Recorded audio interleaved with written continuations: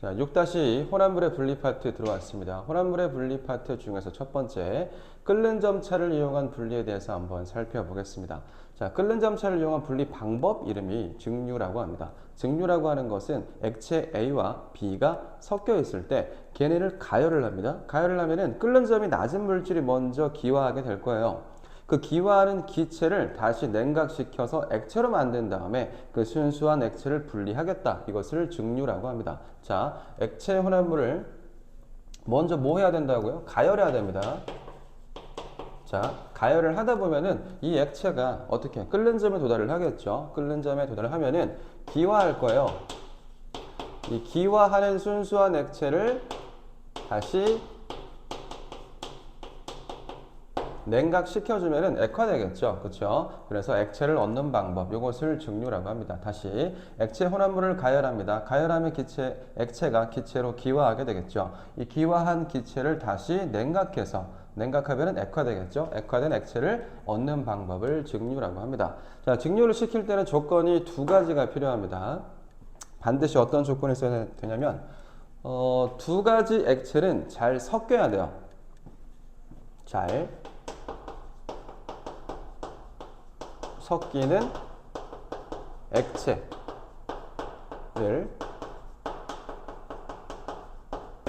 분리할 때 증류를 사용합니다. 예를 들면은 식용유하고 물 같은 경우는 안 섞이잖아요. 걔네는 이렇게 증류를 이용해서 분리할 수가 없고요. 잘 섞이는 액체라고 하면은 물하고 에탄올 뭐 이런 것들 있어요. 식초랑 물 섞어 놓은 거 이런 것도 마찬가지입니다.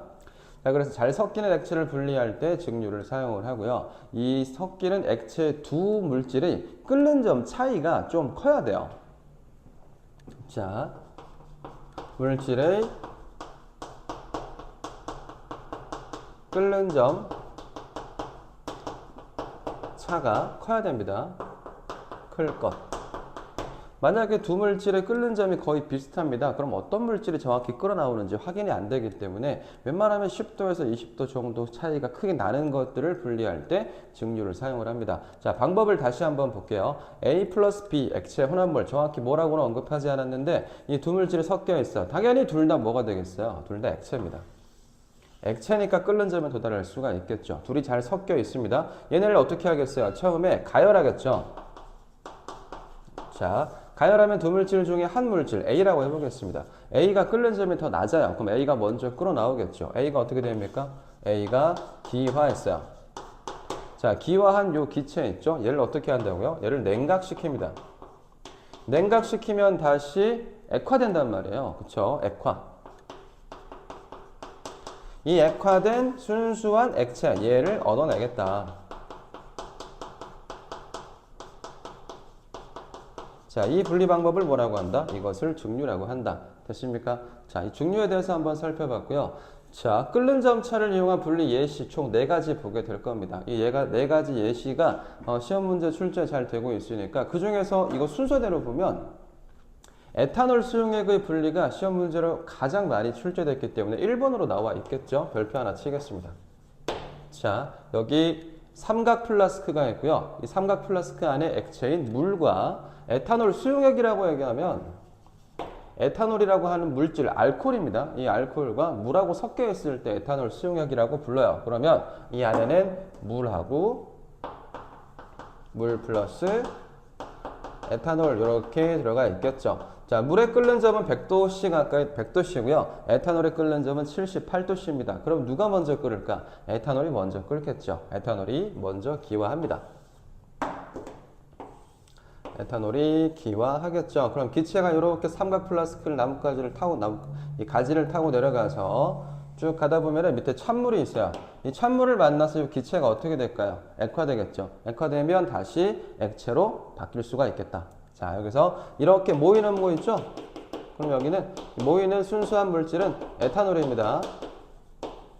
자, 에탄올을 모았습니다. 자, 이렇게 한 번에 완전 순수한 에탄올을 얻을 수는 없고요. 이 실험을 이렇게 모은 에탄올을 다시 한번 기화를 해서 2번, 3번 정도 해야 완벽하게 순수한 에탄올을 얻을 수 있다는 거 꼭 기억하면 좋고요. 그 다음에 삼각 플라스크 안에 끓임 쪽이라고 하는 물질이 들어가 있을 수가 있어요. 끓임 쪽. 자, 이 끓임 쪽이라고 하는 물질은 이 에탄올 수용액이 갑자기 끓어서 넘치는 것을 방지해주는 물질입니다. 끓어서 넘치는 것을 방지해준다. 잘 끓게 만들어주는 게 아니라요, 끓어서 넘치는 것을 막아주는 역할을 하는 게 끓임 쪽이라는 겁니다. 됐나요? 자, 그래서 에탄올 수용액의 분리 방법을 살펴봤고 그래프를 한번 보겠습니다. 자, A, B, C, D 구간이 있고요. 각각의 구간에서 어떤 물질이 들어있고 어떤 물질이 기화하는지 한번 살펴볼게요. 자, 맨 처음에 에탄올하고 수용액이 A 구간에서 둘 다 들어있겠죠. 여기 적자. 에탄올 플러스 물이 들어있습니다. X축은 시간일 거고요. Y축은 온도가 되겠죠. 자, 가열할수록 에탄올과 물, 에탄올 수용액이 온도가 점점 올라가고 있어요. 그러다가 더 이상 온도가 올라가지 않고 갑자기 거의 수평한 구간 비슷하게 만들어집니다. 완벽하게 수평하진 않아요. 왜 그럴까? 혼합물이기 때문에 그렇죠. 자, 혼합물은 원래 물질의 순물질의 끓는 전보다 살짝 높은 온도에서 끓기 시작하고 끓는 동안의 온도가 계속 상승하기 때문에 여기가 아마 78도씨보다 살짝 더 높은 온도가 될 겁니다. 79, 뭐라고 할까요? 79도씨. 에서 끓기 시작하다가 그러다가 다시 가열했을 때 온도가 또 쭉 올라가기 시작하네요. 그럼 여기서 에탄올하고 물하고 같이 들어있어요. 기화하는 중이기 때문에 에탄올하고 물하고 같이 들어있고 둘 중에 기화하는 물질은 에탄올이 뭐 하겠어요? 기화하겠죠. 그렇죠? 기화하는 거 다시 액화시킨 다음에 순수한 에탄올을 구하는 거고요. 그러다가 다시 온도가 쭉 올라가는 구간이 있습니다. C 구간에서는 그러면 에탄올이 전부 기화했다고 볼 수가 있고요. 뭐만 들어있겠어요? 물만 들어있겠죠. 자, 물의 온도가 올라가고 있기 때문에 여기 C 구간에서는 끓지 않고 있습니다. 됐나요? 끓고 있는 구간은 B 구간과 D 구간이 끓고 있을 거고 A 구간과 C 구간에는 끓지 않고 있을 겁니다. 그죠? 자, 쭉 올라가다가 더 이상 온도가 올라가지 않고 완벽하게 수평한 구간이 나타납니다. 한 가지 물질밖에 안 들어가 있기 때문에 여기서는 물의 기화가 일어나고 있다. 누가? 물이 기화하고 있겠다. 됐습니까? 자, 그래프 나타나면 이런 식으로 정리해주면 되겠습니다. 자, 그 다음 소주거리입니다. 소주거리도 마찬가지로 증류를 이용해서 두 가지 물질을 분리를 해낼 거예요. 탁주라고 되어 있습니다. 탁주는 탁한 수를 보통 탁주라고 하는데 탁주에도 마찬가지로 알코올이죠. 에탄올입니다. 에탄올 플러스 물이 들어있어요. 자, 그러면 어떤 게 끓는 점에 먼저 도달합니까? 마찬가지로 에탄올이 먼저 기화되겠죠. 쭉쭉쭉 올라가요. 기체가 이렇게 쭉 기화합니다. 더 끝까지 올라가요. 올라가다 보니까 위에 뭐가 있어요? 찬물을 받아 놓은 뭐 그릇이 있겠죠. 자, 그럼 여기 위에서 꼭대기에서 만나잖아. 그럼 뭐 하겠니? 여기서 이제 액화하겠죠. 자, 액화하고 나서 물방울이 이렇게 쭉쭉 떨어집니다. 쭉쭉 떨어진 요 물방울이 전부 에탄올이겠죠. 이 에탄올이 쭉 밑으로 가지를 타고 내려와서 이렇게 모았어요. 그럼 뭐가 됩니까? 소주가 되죠. 자, 소주거리는 탁한 수를 순수한 청주, 소주로 만들어주는 방법을 소주거리라고 합니다. 됐습니까? 가열을 해야 되겠죠? 당연히 밑에 가열하고 있어요. 가열을 해서 끓는 점에 도달을 해야 에탄올이 기화할 수가 있습니다. 자, 다음. 자, 증류탑입니다. 증류탑을 볼게요. 자, 우리나라는 기름이 안 나죠. 기름이 안 나고 외국 저기 사우디나 중동 국가에서 기름을 수입을 해옵니다. 수입을 해올 때 처음에 기름의 상태는 원유라고 해서 굉장히 많은 그 물질들이 섞여 있어요. 얘를 가열을 할 겁니다. 그럼 이 원유가 분리되면서 각각의 용도에 알맞는 기름으로 분리가 될 수가 있거든요. 자, 얘를 가열을 합니다. 자, 그러면은 끓는 점이 낮은 물질이 먼저 기화됩니까? 끓는 점이 높은 물질이 먼저 기화됩니까? 당연히 끓는 점이 낮은 물질이 먼저 기화할 수가 있겠죠. 자, 끓는 점이 낮은 물질이 먼저 기화하면은 여기 6군데 위치 중에서 제일 먼저 기화한 물질이 어디에 자리 잡냐 이거야. 맨 처음에 기체가 됐기 때문에 그 물질은 맨 윗부분에 자리 잡게 될 겁니다. 자, 맨 위에 자리 잡는 거 석유가스 적을게요. 자, 석유가스가 1번으로 기화됐죠. 그 다음 밑에 휘발유, 그 다음에 등유, 경유, 그 다음에 중유, 아스팔트는 찌꺼기죠. 자, 어떤 물질이 어떤 위치에서 자리 잡는지까지는 정확히 물어보지 않고요. 그 다음에 끓는 점도 물어보지 않습니다. 그 다음에 이 가스, 이 기름들을 이용을 해서 어디 용도도 물어보지 않아요. 요 증류탑을 문제를 내면은 하나만 기억하면 됩니다. 어떤 거? 알고 있어야 될 게 하나밖에 없어요. 자, 끓는 점이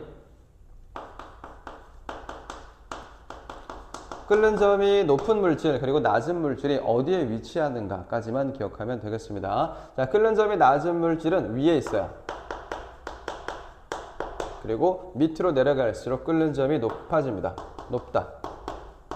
그럼 끓는 점 같은 경우는 아스팔트가 가장 높고요. 그 다음에 석유가스가 끓는 점이 제일 낮다고 생각하면 되겠죠. 자, 끓는 점이 낮은 물질이 먼저 끓는 점에 도달을 해서 맨 위에 자리 잡고 있는 겁니다. 자, 여기가 증류탑 세 번째였고요. 네 번째, 바닷물에서 식수 얻기. 이거 조금 헷갈려하는 친구들이 있습니다. 우리가 재결정을 먼저 배웠기 때문에 재결정이라고 하는 것은 바닷물에서 얘를 햇빛이 들어와서 증발하죠. 뭐가요? 물이 증발합니다. 물을 다 증발시키고 나면 뭐가 남습니까? 소금이 남죠. 이 소금을 쓰는 거야. 이거는 용해도 차이를 이용해서 재결정을 만들어낸 거고요. 근데 이건 다릅니다. 이거는 바닷물이 있는데 이 바닷물 중에서 소금을 쓰는 게 아니고요. 이 증발시킨 물을 쓰는 거예요.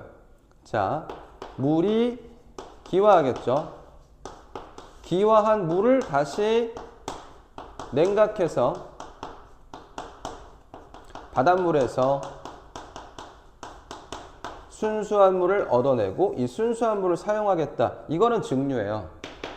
그쵸? 기화시킨 걸 다시 액화해서 사용하는 거는 증류가 맞고요. 이 바닷물을 증발시킨 다음 밑에 남아있는 소금, 이 소금 결정을 쓰겠다. 그거는 재결정이라고 봐야 됩니다. 이거는 용해도 차이를 이용한 분리가 맞습니다. 자, 그래서 헷갈리면 안 되고요.